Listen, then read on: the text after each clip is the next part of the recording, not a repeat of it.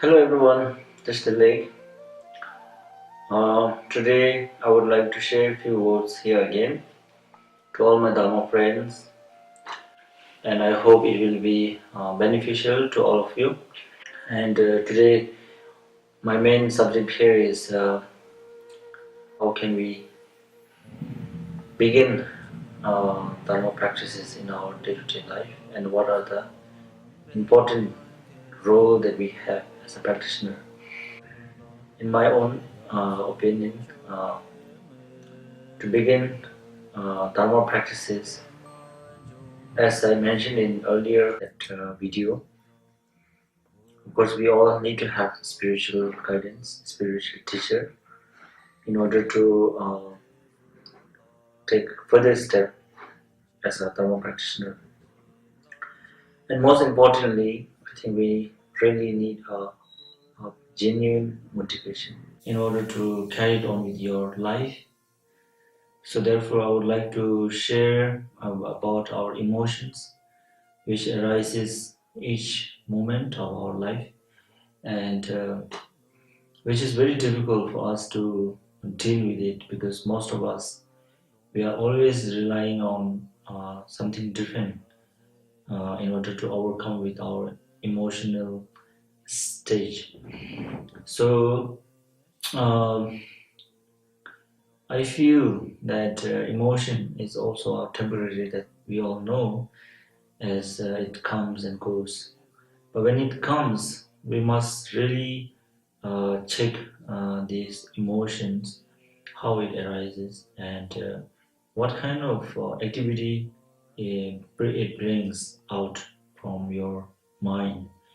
Because the emotion actually creates a lot of ideas, which can be negative ideas, which can be positive ideas. So whenever you are emotional about something else, whatever situation you are in, you really have to look deep inside into these emotions and what actually kind of activity is bringing out.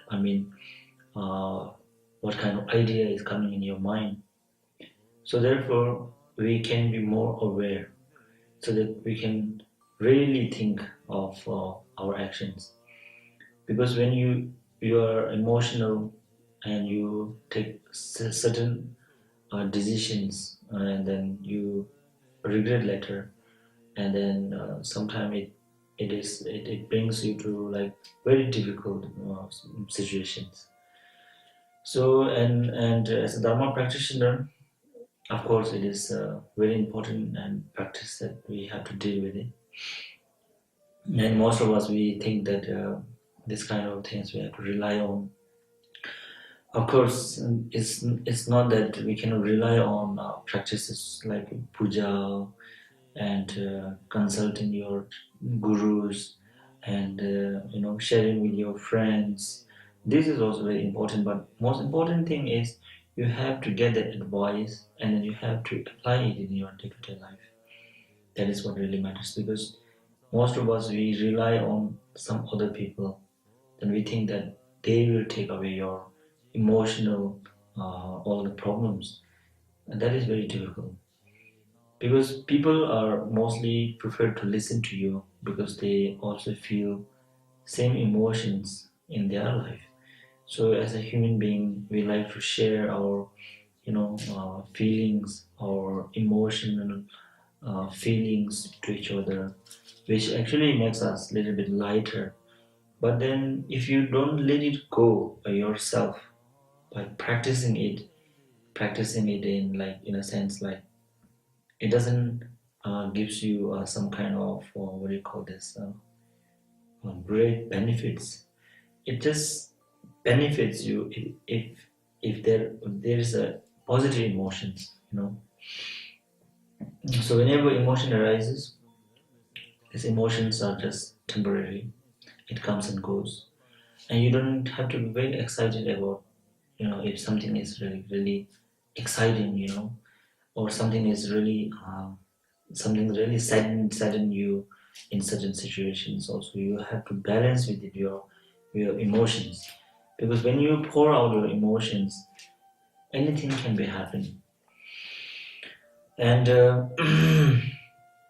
we have a lot of things in life to deal with, and of course, as a practitioners, some even not following Buddhist practices in very what do you call this, as a very serious practitioner, but you have heard of Dharma, you have heard of some inspiring stories, such as like great beings in earlier some bodhisattvas flew, some bodhisattvas have done this and that, and then of course and some people that who are just getting to know about Dharma, they will have little expectations like, oh, these are the practices that I can use it in my life, that I can have some miracles, that I can be more successful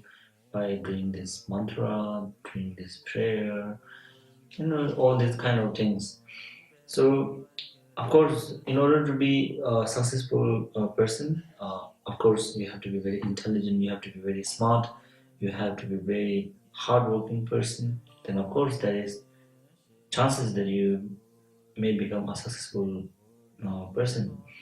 And also, you have to have that certain karma, that you have to have great karma that by accumulated in your previous life, or in this life, may come to you as a result of this so-called success. But I'm not saying that the prayer doesn't help you or mantra doesn't help you. So what I'm trying to say here is we must have a pure intention to practice Dharma. So Dharma practice doesn't mean to be like always meditating with full of anger and full of frustrations, and then you just sit in meditation cushion for like hour to hour, and then you just leave your home, and then you meet with the most difficult person that you are dealing with, and maybe you don't want to see him, but because of your karma you have to see his face, you have to deal with him or her, and then you have these situations. So these are the situations that's actually where you have to put all the Dharma practice, such as bringing calmness, that whatever you you know, have learned in meditation. And also, as a practitioner, I think it is really important to have a great experience in our life, because experience is something that leads us into genuine path of Dharma. Because without experience, we cannot just describe Dharma as, oh, this is what Buddha have said, what is in the script of Dharma is mentioned this and that. So generally, we all have all kind of difficulties, difficult situations, difficult family, difficult friends, enemies, neighborhood, wherever else. Friend of mine told me that he started to have one puppy, so which I have now. I also have one. So and then there's a people that who is actually came all the way from different country to do some practices, I believe, to do some meditations, and then the pet, I think they always make noises sometimes, and the people who actually came with a great motivation to practice meditation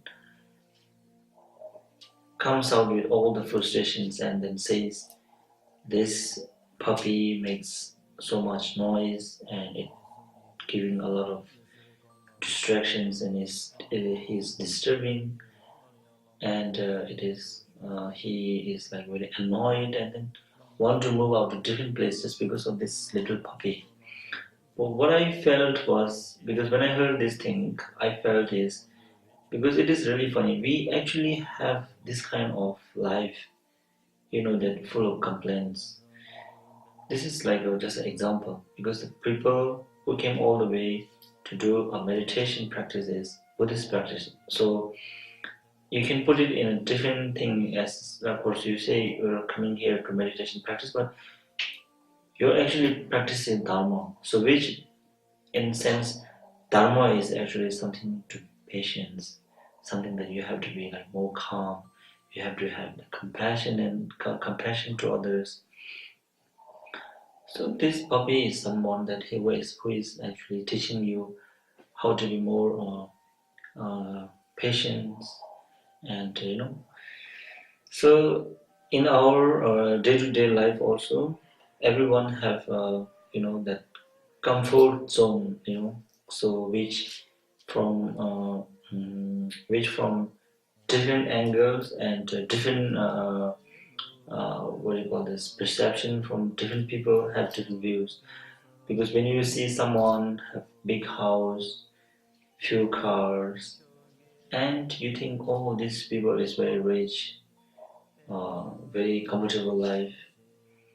But then this particular person who has everything, maybe he or she is the loneliest person, that who is seeking always attention of others, wants to have friend, wants to talk with somebody else, wants to share the emotions.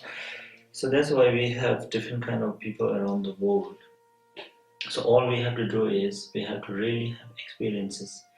So these experiences are great teacher in order to lead your dharma practice in your day-to-day life. So therefore, every experience you encounter, take it as a great gift that actually yes, it comes to you to carry on with your dharma practices. And also, of course, we must have very genuine and pure motivations. It shouldn't be something that you want to achieve something miraculous by practicing dharma. And we have many great teachers still. We have many great enlightened beings now. So we have to grab our opportunity to receive some genuine teachings from genuine teacher. So that is what it really important is.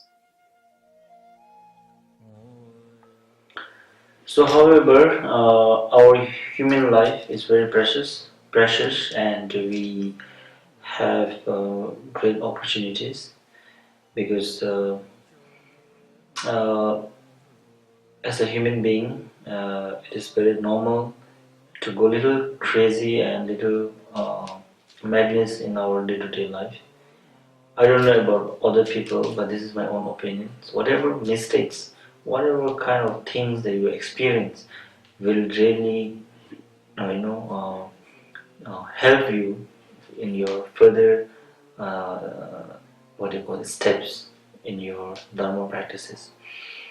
And you don't have to be, what do you call this, so much of guilt, because just because you have done certain things which you shouldn't be doing, because you have to forgive yourself, and you have to have that commitment to carry it on with all sorts of experience you had, and you can try again with the chance that you're getting again, because you still have breath.